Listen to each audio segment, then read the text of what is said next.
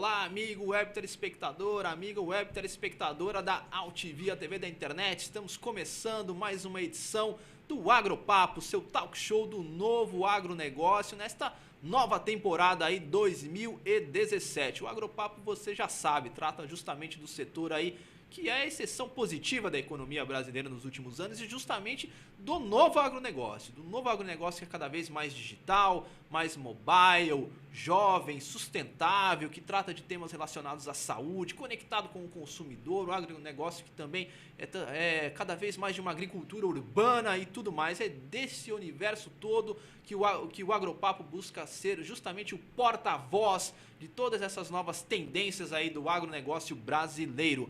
Bom, nesta edição nós vamos aí conversar com o nosso colunista. Vocês já estavam com saudades dele, justamente o Fábio Halston da Paralax Consultoria.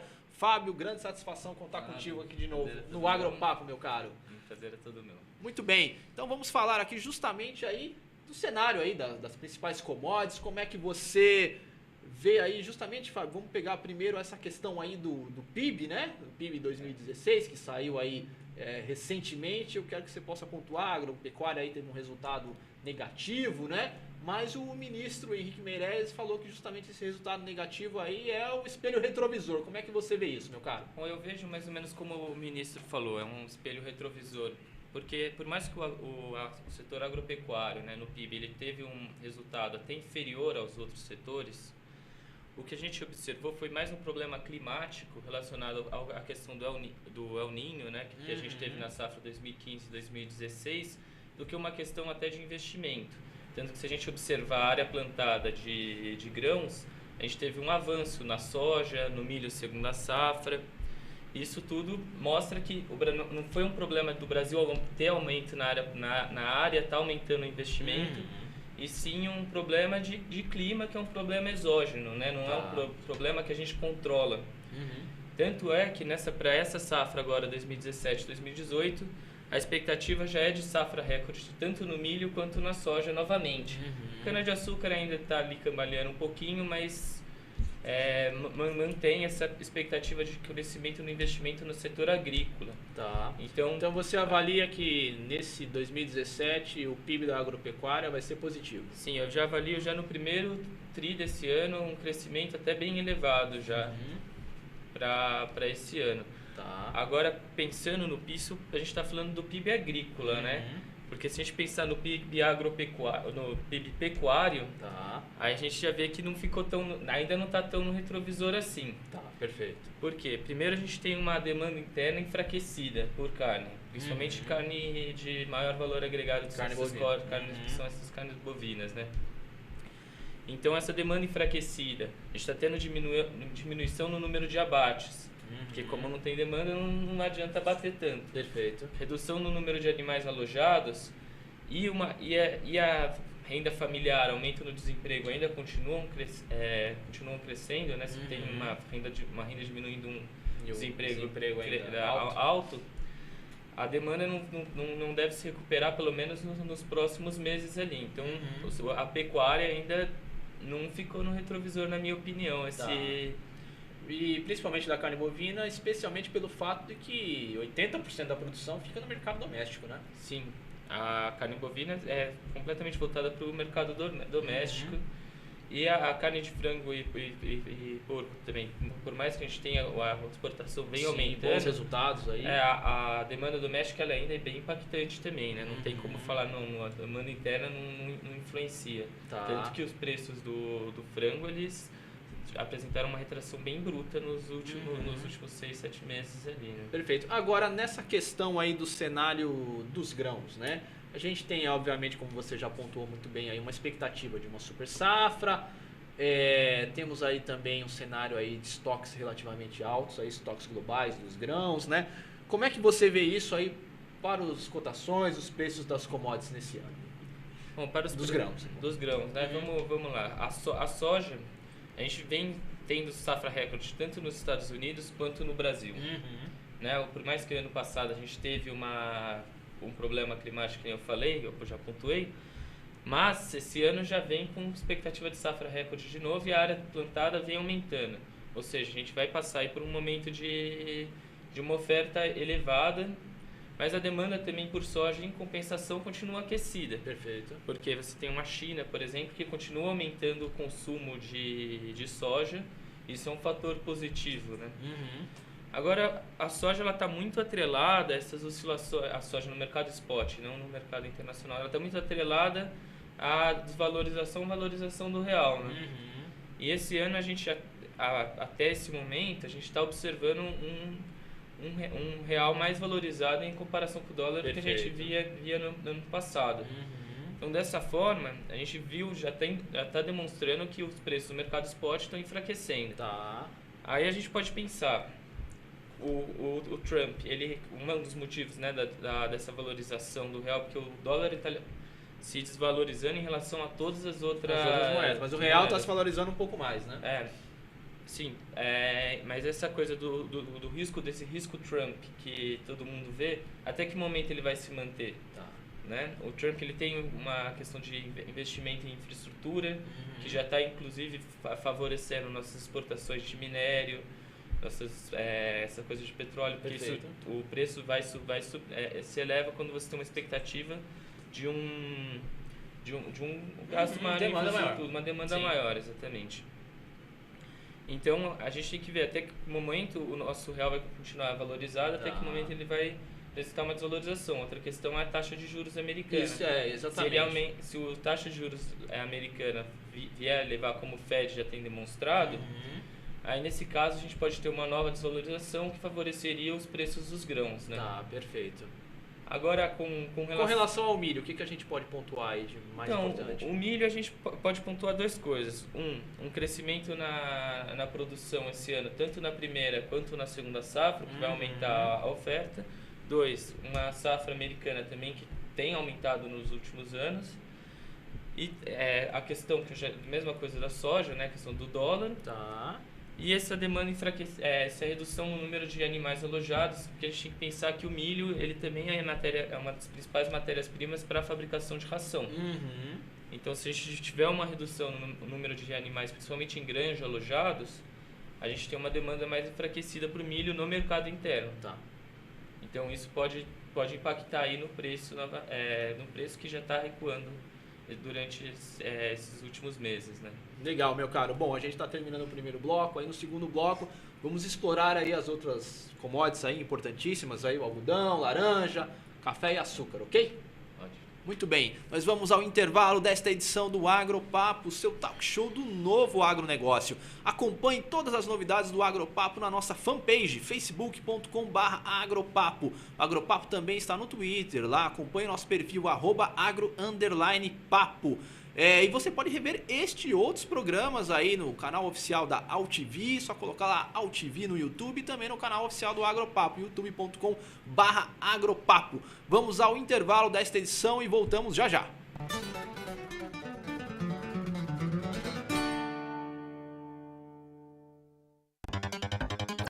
Se você fez alguma cirurgia antes de 1993, você pode ter contraído hepatite C. Por isso, você precisa fazer o teste. A hepatite C pode ficar anos sem apresentar sintomas, podendo evoluir para câncer, cirrose e até levar à morte. Não corra esse risco. Procure uma unidade de saúde e faça o teste. Ele é rápido, seguro e sigiloso. Quanto antes for feito o diagnóstico, melhor. Hepatite C. O teste é o primeiro passo para a cura. Ministério da Saúde. É o governo federal trabalhando para o Brasil avançar.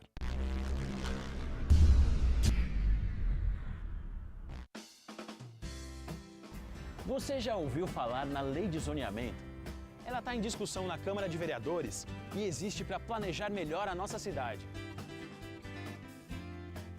Definindo como vai ficar a sua rua, o seu quarteirão, o seu bairro, dizendo onde pode ter comércio, moradia, emprego ou áreas verdes. Quer saber mais? Acesse o nosso portal. Participe, uma cidade melhor também passa pelas suas mãos.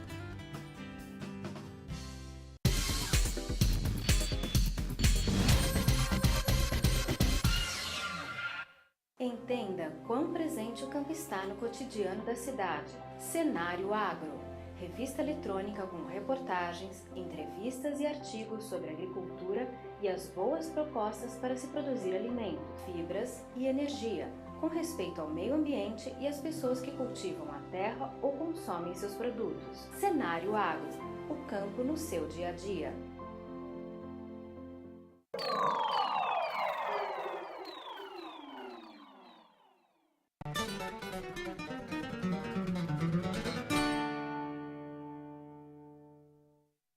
Voltamos com o Agropapo, seu talk show do novo agronegócio aqui na Altivia TV da internet. O Agropapo, você já sabe, tem dois grandes propósitos: contar quais são as especificidades, as particularidades do campo para as cidades, mas de uma maneira bem didática, clara, objetiva, jovial, enfim, justamente sendo porta-voz dessa nova geração do campo.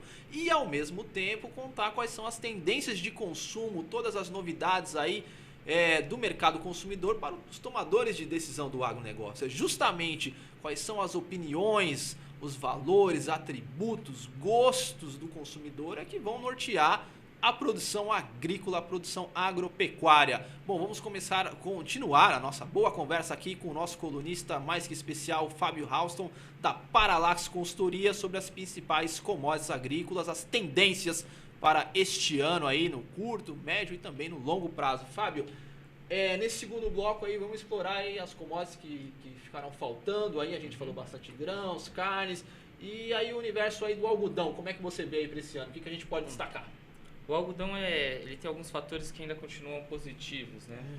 A gente teve o ano passado uma safra bem inferior, mas que esse ano a gente já tem uma recuperação. Provavelmente a gente vai ter uma recuperação nessa safra, mas ela ainda tem uma oferta um pouco mais restrita do algodão no mercado doméstico.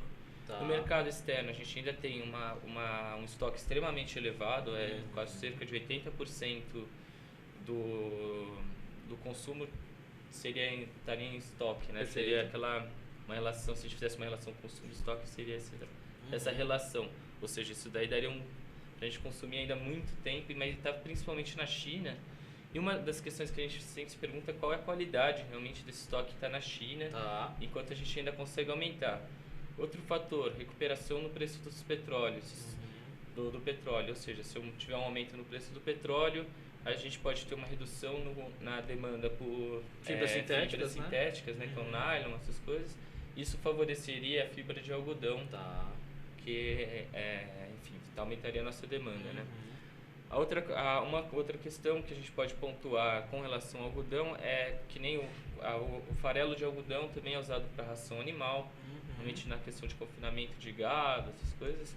Então, tipo, uma redução nesse número de animais que pode vir a acontecer, né, por causa dos preços que não estão se demonstrando tão atraentes, a gente teria uma demanda um pouco mais enfraquecida nesse ponto do farelo de algodão. Tá.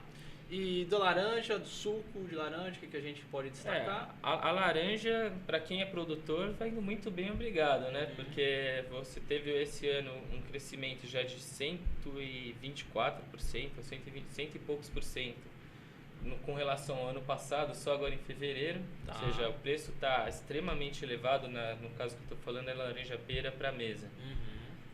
Na indústria também, você tem uma oferta ainda restrita, você tem estoques extremamente baixos nas indústrias, ou seja, a tendência esse ano vai continuar com preço alto, talvez uma elevação talvez um pouco menor, né, já que a gente atingiu um preço extremamente elevado, mas ainda tende a continuar alto. A gente vê, se você olha a curva do gráfico, é quase uma linha reta assim, o preço da laranja.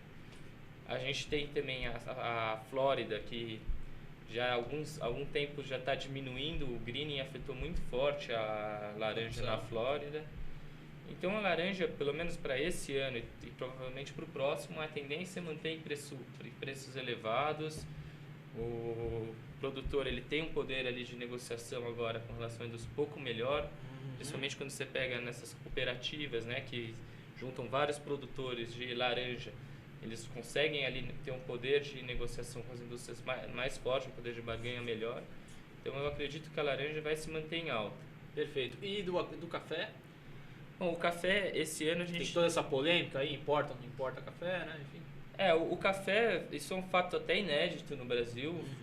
Dizem que nos últimos 300 anos, ou seja, nunca aconteceu uma importação de café exatamente, né? Você tinha no período colonial, falando isso. Mas o café, a gente nunca teve uma importação de café.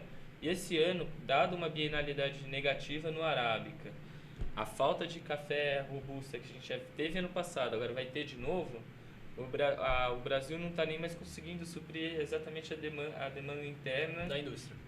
E é interessante que o Brasil ele produz cerca de 30% do café global, né? Ou seja, o mundo vai faltar café se o Brasil estiver faltando café.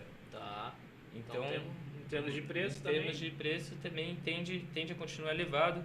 Por mais que a gente tenha visto uma retraçãozinha agora em fevereiro, isso é uma questão mais pontual, na minha opinião. Tá. E do açúcar?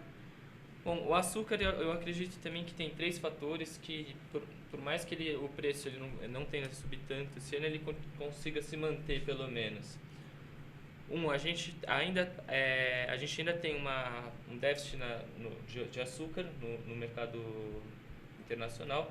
Agora, com o Brasil vindo com uma safra maior de açúcar, esse déficit tende a diminuir, o que tende pelo menos ou estabilizar ou até trazer Dar uma acomodada. Dar uma acomodada, já que no ano passado a gente teve um crescimento muito forte no preço. Tá. Pelo menos eu acredito que não volte a chegar naquela casa dos 98, 99, quase que chegou o açúcar ano passado. Isso é um fator muito positivo, né, para a indústria, principalmente de bebidas e alimentos. Outro ponto que eu também não acredito numa nova valorização do açúcar, essa demanda interna por alimentos e bebidas enfraquecida, sendo que o açúcar é a principal matéria-prima. Então isso tende a dar uma acomodadinha também. E outra questão é a taxa de câmbio, que ano passado favoreceu muito as vendas externas, esse ano não deve favorecer tanto, com o produtor voltando mais para o mercado doméstico, né? Tá. Então, eu acho que, na minha opinião, o açúcar ele não tem grandes oscilações esse ano. Ele consegue segurar, afinal você tem ainda uma demanda externa que consiga segurar o preço, mas também ele não vai ter nenhum pico, nenhum repique tão forte, e a tendência é até um pouco para baixo, mas não também nenhum pique também tão forte de queda. Legal. Bom, muito bem, meu caro. Assim, fizemos aí o apanhado aí das principais commodities. Estamos aí nesse arranque aí da temporada 2017. Seja mais uma vez bem-vindo aí ao Agropapo. E daqui uns 15, 20 dias você está de volta, né? Sim, eu que agradeço. Muito bem, meu caro. Bom, e assim nós encerramos esta edição do Agropapo, seu talk show do novo agronegócio. Aqui na AltV, a TV da internet. Acompanhe o Agropapo no Facebook, no YouTube, no Twitter e também estamos lá no Google+, Google+, LinkedIn, todas as principais redes sociais. Bom, o Agropapo ele tem produção, direção e apresentação de Ronaldo Luiz e a direção jornalística da AltV, a TV da internet, é do jornalista Alberto Luchetti. Assim encerramos esta edição, um abraço a todos e tchau, tchau.